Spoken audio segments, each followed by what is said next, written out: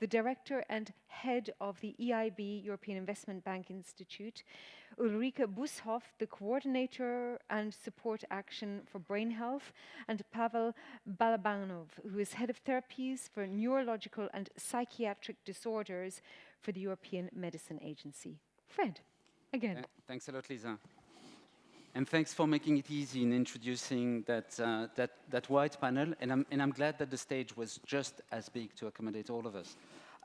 So thank you, everyone, for contributing. We already kicked off the conversation on how to move and foster brain research and innovation early on with contributions from the Commission and member state representatives. But we wanted to invite you on behalf of your institution or the network that you coordinate to maybe advance a little bit the conversation. Ulrike, I'd like to start with you because you know the coordinator of the coordination and support action leading us towards the Brain Health Partnership that gets talked about really a lot. And the purpose of the partnership is really to foster the emergence of a true ecosystem in neuroscience. It came as a surprise, and here I'm quoting official messages from the Commission. It came a little bit as a surprise to us at TBC, thinking there was no ecosystem in neuroscience. And being representative of the community, we were a bit in shock. Anyway, can you tell us more how you see the partnership creating the framework for the emergence of such an ecosystem and where we are in the stage of development? Yeah, thanks a lot first for the invitation. The discussion comes timely, basically. I mean, if we see the developments of the last days, weeks, what we will see is an increase of pressure for budgets, especially for budgets of research, because there will be a competitive approach in the budgets of the different ministries and agencies. There will be, if we look at the results of national elections, there will be increased pressure on international collaboration funding because there will be an increased justification need for doing that in comparison to national activities. So, and on the other hand, we have seen in the last decades an increase of burden of disease in this area, and that will highly likely increase further. I mean, we have just heard about the carers. If we look at the numbers, we are around like 40% of the population is affected of a condition in brain health. So that means everyone in this room is either directly affected or knows someone or cares for someone or loves someone who is affected. So that is the stage we are operating on. We have heard about gaps and hurdles, but there is a very clear need for research in that area. There is a lack of the basic understanding of the functioning of the brain, and that's basically where we start, to bring together public funders and to fill up the gaps in the pipeline from research into society and markets. And the idea would be to use public funding where the gaps are and to make sure that what we can do is being done. So we generate the scientific knowledge and get it translated into clinical practice and innovation approaches. What we need there is a partnership which is getting the governments aligning their national priorities and strategies, come together, agree on joint research, development and innovation programs, and then cooperate and collaborate with everyone needed there. And that means all the stakeholders, and empowering also the stakeholders, especially empowering patients and citizens to join us in this endeavor so that we are really generating meaningful innovations and clinical impact, generating that and distributing that impact all over. That means on the competitive side as well and innovation side as well as a society. Mm. Yep. Thank you. Magda, I'd like to turn to you. Hearing what Ulrike said, but also from the pharmaceutical industry perspective, we were discussing, in this ecosystem generation of some of the key challenges that you had identified, and some of the bottlenecks that still need to be addressed in order to make it happen. And particularly picking up on the words used by Ulrike in this impact generation. Yeah, I think it would be great if on this panel we could be a little bit more concrete of where we can go, and Ulrike, thank you very much for the comments, because I think you would help us to build on that. So I think Europe, in neuroscience space, needs to do much more, clearly. There is a need for more fundamental science, as was said earlier on the panel. We need to do more of the boring work on biomarkers in order to understand the disease, its progression, support early diagnostic, early interventions. But we also need a space for the small companies to thrive, and we also need collaborative research where every stakeholder can work together. And let me unpack just that last one. The ecosystem consists of everybody, from fundamental research to applied research, small industries, big industries, academia, regulators, working all together in order to make things happen. It's not just about science and publication and patents. It's also about how this science progresses the maze, and I think that Europe has this fantastic framework program and Pillar 2 with all the collaborative research and partnerships, which should be nurtured and supported same way as ERC and EIC, because all three together form that part of supporting the European ecosystem and making it stronger. So I think if I had one plea to the policymakers now, it's make the best out of Horizon and build FP10 in a way that does not neglect any part of the three pillars that are really essential, need to be more connected and nurtured. And the second point is that it's not just about the funding and facilitating collaboration. In neurosciences, the low-hanging fruits are gone. I mean, now we are getting into levels of complexities that we have never seen before, and we have a level of technology and science that needs to be translated. So we really need to make Europe the attractive place for doing this research here, to attract, to retain the great excellence, to attract the big companies, to make sure that the small companies don't go away. And that comes with the legislative regulatory framework. That comes with Europe being more Europe rather than less Europe, being more working together, being simpler, being faster. Clinical trials, the national approvals is really making things extremely complicated. Europe also lags behind on some indicators like speed of approvals, although I know that speed of approvals of medicines is not the only and maybe not necessarily the best indicator. However, it is an indicator. If you put all of these things together, that means that Europe today might not be the most attractive space. So rather than waiting for the next plan and the next legislation, what can we do together with what we have while building that better future? And the low-hanging fruits is, let's very speedily resolve the problem of clinical trials and the speed of their conduct. Let's make sure that we use Pillar 2 to the best of our abilities to make sure that more collaboration is happening. Let's make sure that the current discussion about pharmaceutical legislation review is creating indeed the system of incentives and speed of approvals and robust, strong, agile regulatory framework that we all need. And I think all of that together will make it possible, and it can be done already now. Okay, thank you. Thank you for that. Pavel, Magda was mentioning regulators as part of the ecosystem. We are. Well, definitely you are.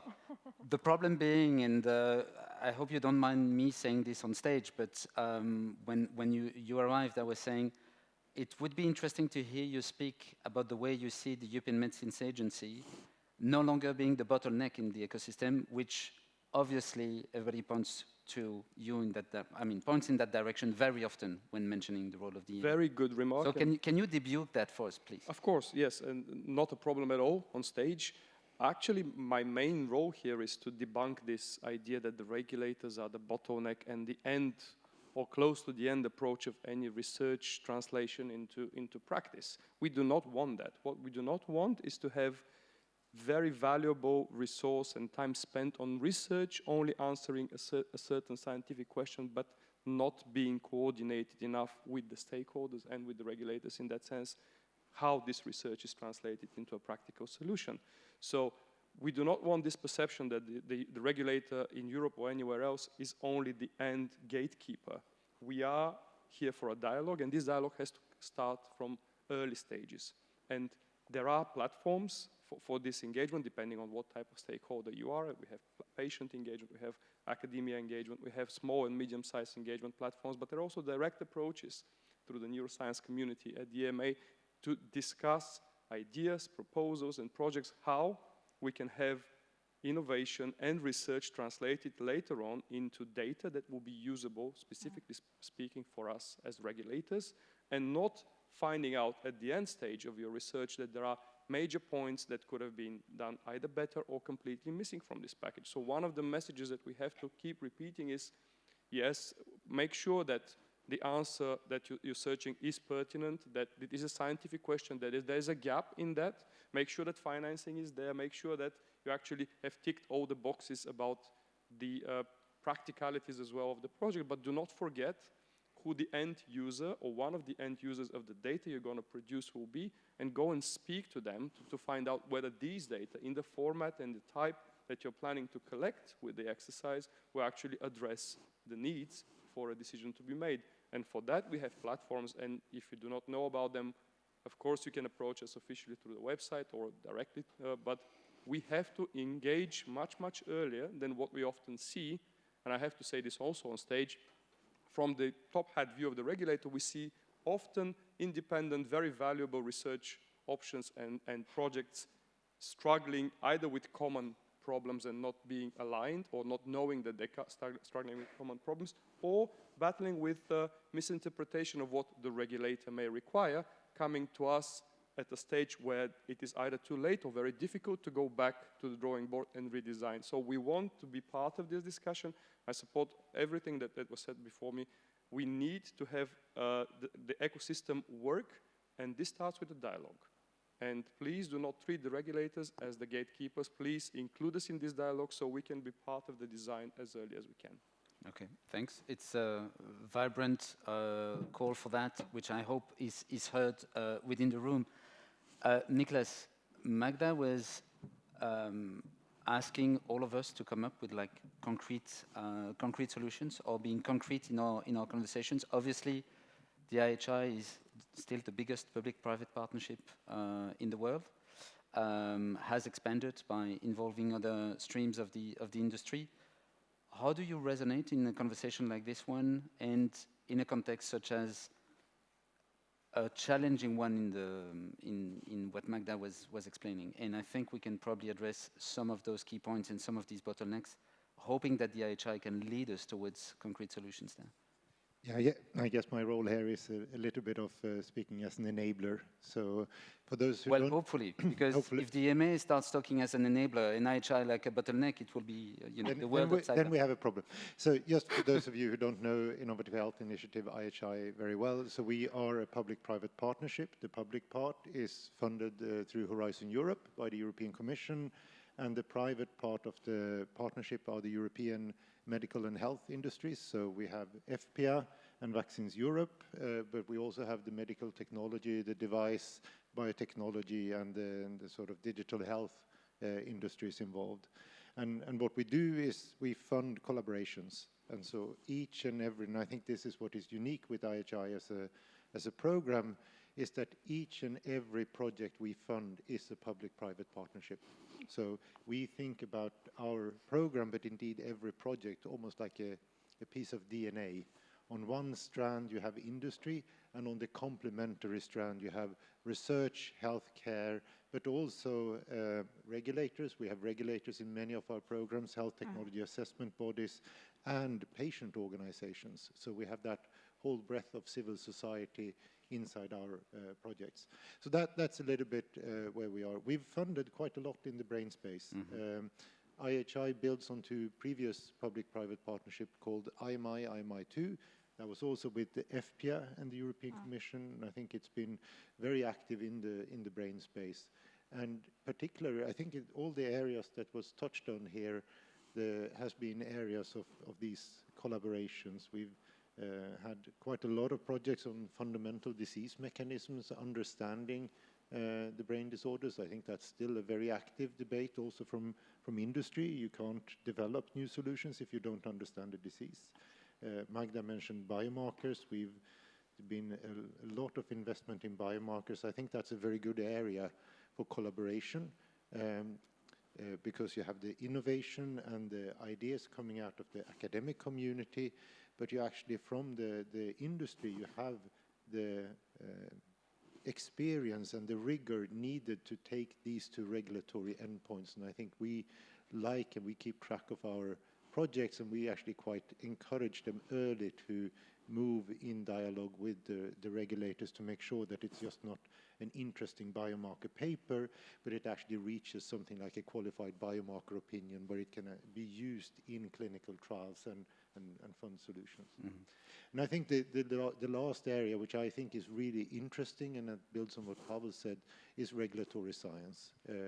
As a public-private partnership, it's a unique opportunity, I think, as almost like a neutral broker in the ecosystem where industry and the civil society actors can come together and try to understand what is the science we need to do today to be able to assess the products of tomorrow. And we just published a report from a regulatory science summit that was very much along those lines. What are the sort of ideas around science that needs to be moving forward? So I hope that's sort of an overview, and I think that's something that we can do. We have multiple ways of creating ideas and sort of new project streams inside the initiative, including quite an open innovation call. So I think there are ways of taking the discussions here into concrete action. Thank you. Thanks. Magda, you had a very quick comment before I turn to Shiva. Yeah. Yes, and just very quickly, and to build on what you've said, is that, you know, all of that happens with everyone around the table, and we are generating science, we are validating science in multiple companies at the same time in order to make sure that it works. It doesn't call into question the need for doing more of the fundamental research, because that journey from fundamental research through translational and then development, it's just one journey. But at one point, we all need to get together. And that's where IHI is this fantastic tool of getting us together and understanding what we don't know, because we don't know what we don't know. And I think, if we continue working in our silos, we would never know what we don't know. That's why it is so important to have that tool, and thanks goodness we have it. And we can certainly then come back to it in the construct of the partnership in the future to see how that dialogue can be maintained, and we have direct way of interaction. But before we go there, Shiva, I'd like to invite you to join the floor, because you were saying in our prep call that you are a bit of the outlier in this group representing the European Investment Bank, and in inviting you to take the floor, I'd like to ask, why does the EIB care about all of this, and what was your interest in joining us today? Thank you very much. Indeed, I do feel very much like the odd one out, but I do think that this should not be the case. We need investors in the room. Clearly, a lot of it is also related to funding, to investment. For me, my interest, I would say, is dual, very much professional. I will tell you more from an EIB perspective, but it's also deeply personal. But here I may say, actually, on a positive note, our daughter is doing her PhD in neuroscience right now in the US at Harvard University in neuroscience. So you basically had a vested interest. So I have, you know, we are heavily currently investing in her education. I do hope that she will decide to come back to Europe, you know, so there's also deeply personal hope. I mean, I hope she succeeds. She's working now with her mice on the VOS genes. I mean, she always tells me, Mom, don't embarrass me with your limited scientific knowledge, but that I can tell you. She's somehow trying to figure something out, right or left, taking orientations on.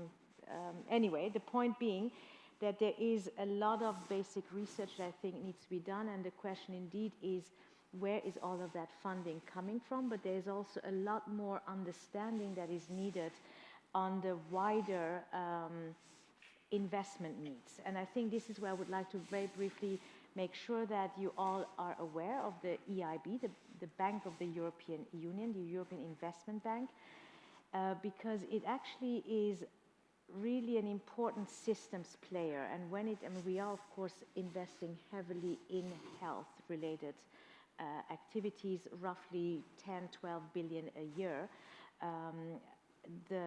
But they're across the whole value chain. They're on the infrastructure side, hospitals, research institutions, but they're also in private R&D, lending to corporates. They're also in taking more risk with venture debt in the biotech space. And perhaps one thing to remember out of this conversation is, and this is maybe something where we need to somehow see how can we raise greater awareness indeed to the fact that the EIB can in fact also support governments that need to put more maybe money into basic research. We were, during the austerity times after the financial crisis, some of the governments, like the Spanish government, actually got loans from the EIB that they on-lent to their research institutes.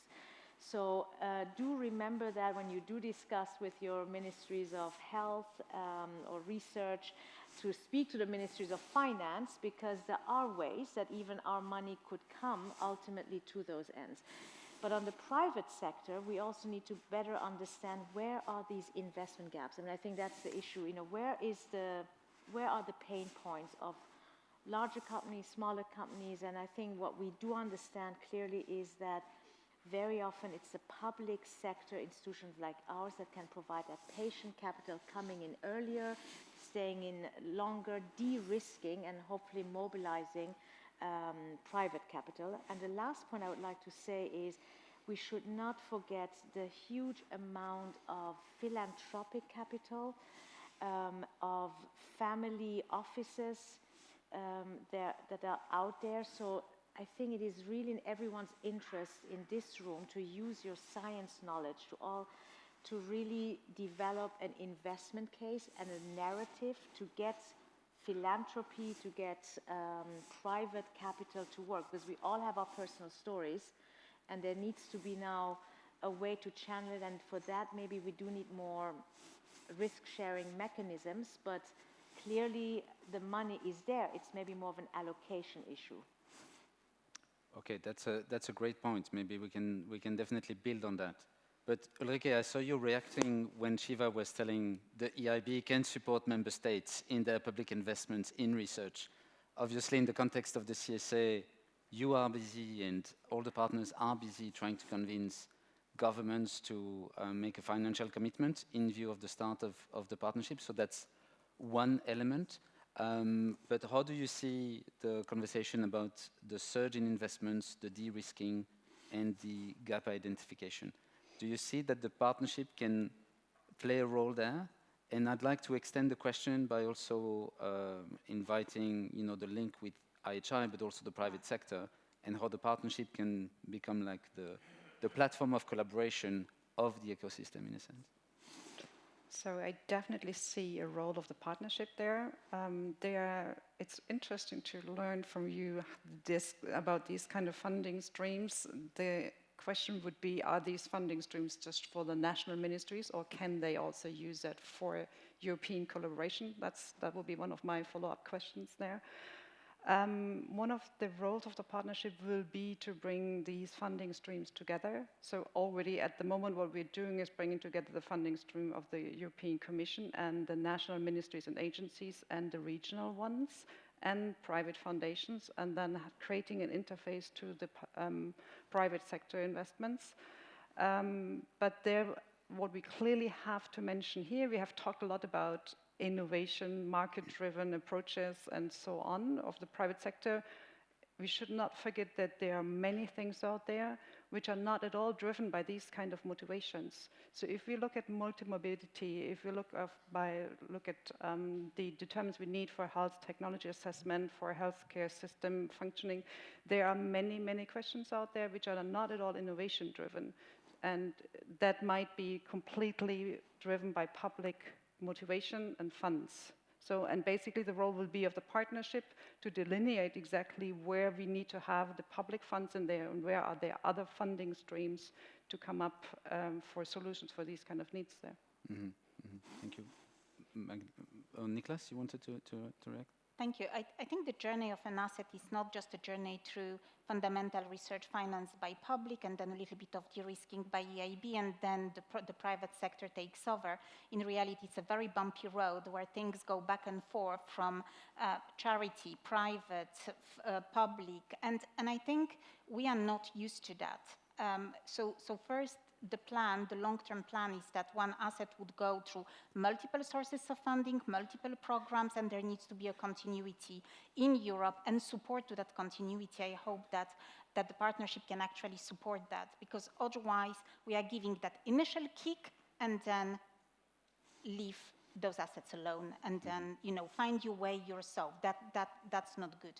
The second one, and you've said that, I think, or that's what I heard, countries are actually financing research in their own countries. And as I said, we need more Europe, more simplicity, more speed, and more collaboration. So if we continue doing national funding for national research only, on national foundations, I'm also part of Children's Tumor Foundation, I know how we struggle with foundation in one country being able to fund and de-risk activities in other countries, unless Europe helps that and removes those barriers, and governments understand that they would be stronger if they attract talents from wherever they are in order to make faster scientific progress, we are not going to move much. So I think there is something to be done here, not just creating funds, but also allowing those funds to fund others than just my neighborhood.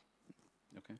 Niklas, you had a reaction? No, I think it's a real opportunity now when the BRAIN partnership is being launched to look at the synergies between these public partnerships and the public-private partnerships like IHI. And we have had very good conversations and alignment with other public-public partnerships. These, Magda said pillar 2, but these European partnerships.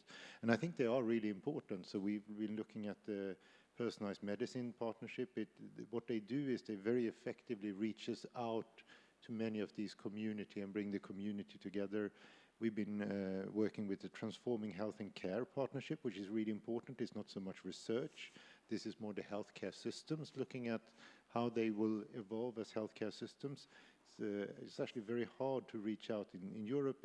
It's regional, it's local, it's insurance-based in some countries. So how do you approach new solutions and get them piloted into a diverse set of healthcare systems? It's not a trivial problem, and I think we've had very good alignment and discussions with some of these other partnerships. I really look forward to do this with the BRAIN partnership, and I look at some of the projects that we've been funding.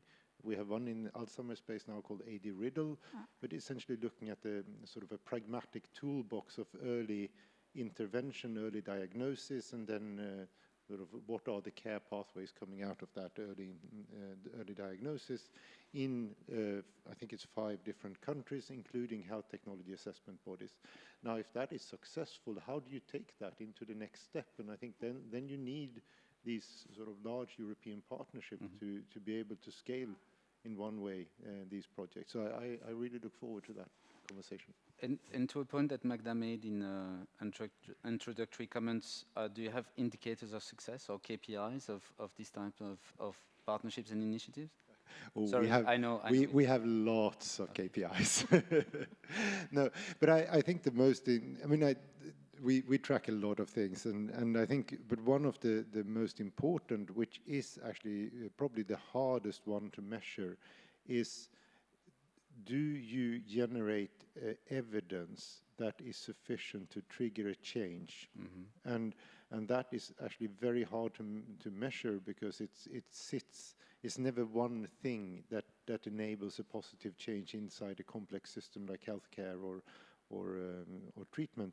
And so how do you contribute and be part of that solution I think is the most important one.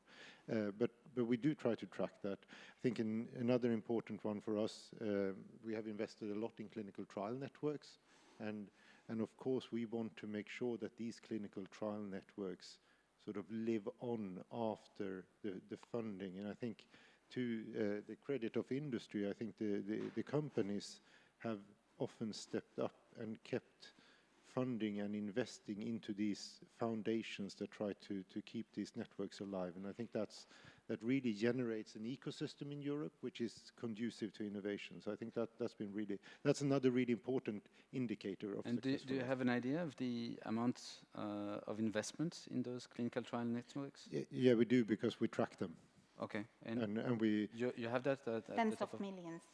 It's a lot. Yeah, I let Magda speak on behalf of industry. But on behalf of industry, I can just say that we indeed continue maintaining and financing some of these networks like C4C, Clinical Trial for Children, but also many others.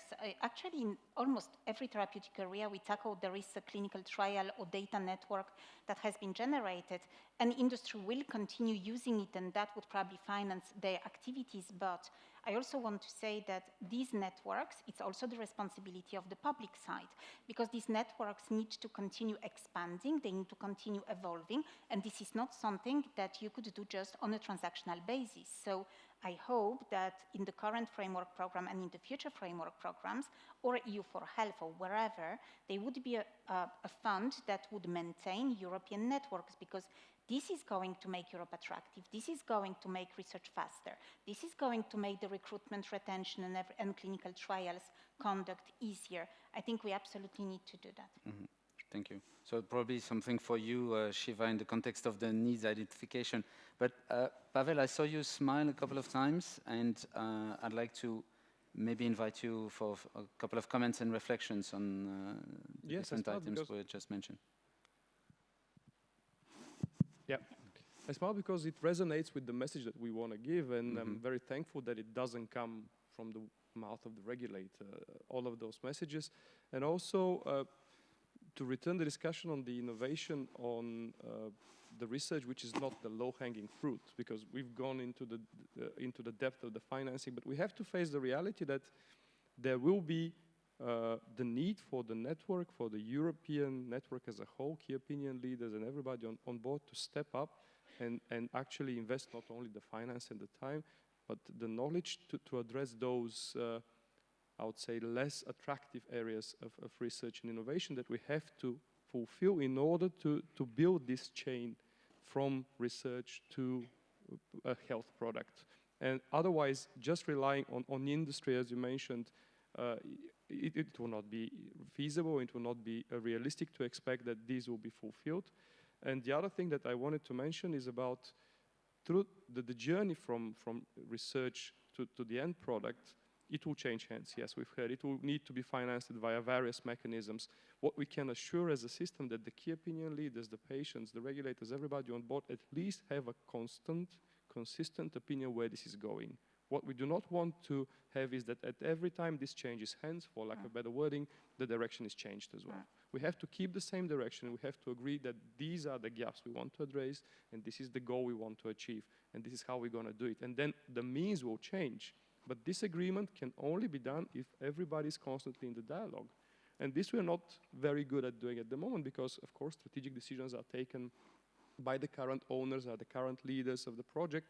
We can only ascertain that as key stakeholders, we'll be happy to constantly reassess, redirect, and streamline this so it keeps the initial, or not the initial, but the intended purpose. So we're not wasting, again, the resource and the time going because of an individual decision or because of a lack of information what the stakeholders need into a completely different direction. So I was smiling because this is actually what we can, if you ask me what we can improve, what we can improve in this is what we can improve on, to keep the dialogue in order to keep the direction in the same place. So thank you. So now actually I need to scold you all because you are in breach of my recommendation in the prep call not to be in agreement and not forcefully, to make it dull because you all agree with each other. Anyway, what is the format of such a dialogue according to you, Pavel, and how can we follow up from this commitment now that you have been making, or this like-mindedness, and how do you see it happening in concrete terms? And again, like we said in previous panels, if we come back and convene you again in 1 year, what outcome would you like to see from such a discussion? Right. So the first, of course, approach is these type of discussions in fora that we have a variety of different representatives. So we make everyone aware that the information is there.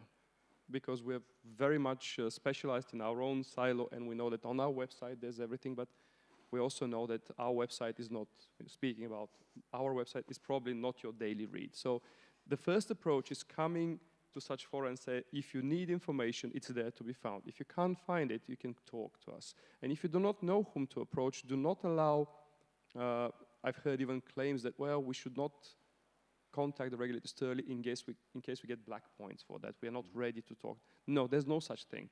The openness is there. If you do not know how to approach a specific issue that you're facing, find an entry point, and there are multiple. And if this is not the right entry point, we'll actually allow you to go in our internal system to the right feedback that you need and to the right assistance. So I will not list all the types of projects, but in every organization, in every forum that we represent, there are a number of initiatives, entry points, and constantly incentives for research. If you're not aware of those, contact us and we'll point you in the right direction. So, Shiva, I was making reference of you reacting also to some of the things that were said. I'd like to invite your reflections here. Yes, maybe I apologize if I may come sort of with various ideas that may or may not immediately fit into this conversation, but I think they're very relevant. Maybe two main comments. One is, I think we can look back at, for instance, the pandemic and what the European Union did in its collective, so what they did with its advanced market commitments of effectively reducing the market risk of a completely unknown, under development set of vaccines. And my take, again, we're looking at it perhaps now from a market perspective and from a final product perspective in a lot of these cures, but this is where I would hope you also place some emphasis on procurement, because we always hear about the single market, but unfortunately it was only in the pandemic. Am I? Oh, I think, yeah, it's probably probably use the other microphone. Yeah. Because Okay. Do you hear me? Yeah. Sorry for that. Much better. So I would say the procurement power of that we collectively as a European Union have to create markets. And if there was a moonshot approach, we heard moonshot earlier, we heard it also yesterday from one of the speakers, that US presidents are known for having these moonshots. Why don't we have moonshots for Alzheimer or whatever you have, and really make sure that there is this advanced market commitments, so that the pharmaceutical companies are, getting more visibility on what they would gain with a successful product.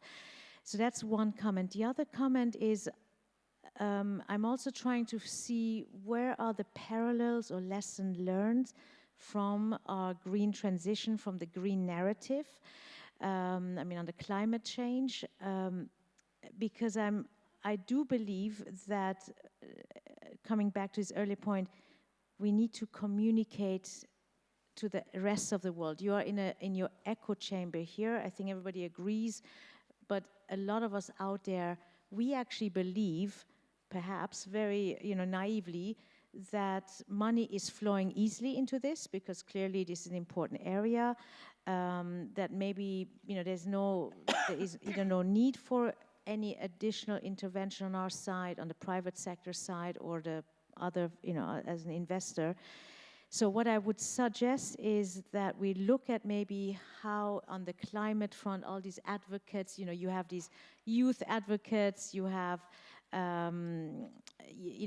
certainly because of the climate emergency, there's a lot of, we need maybe, I don't know, do we have a Greta Thunberg for the mental health community? Maybe they're out there, but maybe they're not as visible to us. So what I would say is, the more you raise the awareness of how severe the problem is and the burden, the cost burden is, but then also hopefully give us a sense of where we could put our money to work, where you see real results. And to that, just hear that now all the low-hanging fruits are out and it's only hard science, I have to say that's not going to attract your financial investors. You do need to give them something that they can put their money in today. So hopefully there are some opportunities for that. I'm pretty certain that on that, many will come to talk to you about some of their ideas, but also maybe challenge what you just said, which I'm hoping will be done in a very vivid but respectful manner. It's unfortunately the time to conclude already, and I'd like to invite each of you maybe to provide in a couple of words your takeaway, but also maybe your commitment after the discussion we just had, and based also on the reflection and the like-mindedness that was generated on this panel. Ulrike, can I start with you? Sure. So my take-home message is that I'll pick you up on your offer for early dialogue and collaboration with the private sector. And the other one is that we really have to demonstrate impact directly being seen. Yeah, which is a challenge because research is a very long project and process. So that we have to make it feelable, visible, touchable. Yep. Lovely. Pavel?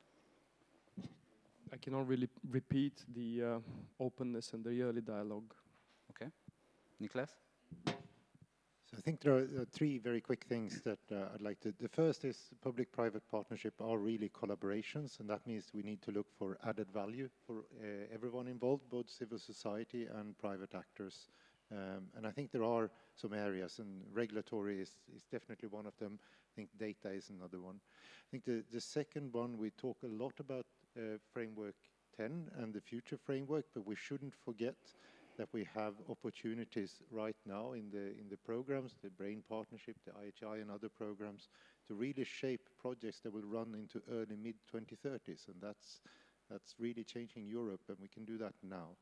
And I think when we look forward to the next framework program, is to think very carefully about the partnerships and how they can deliver value and what we want the different partners to bring in as in kind into these partnerships to make sure that we maximize value for Europe.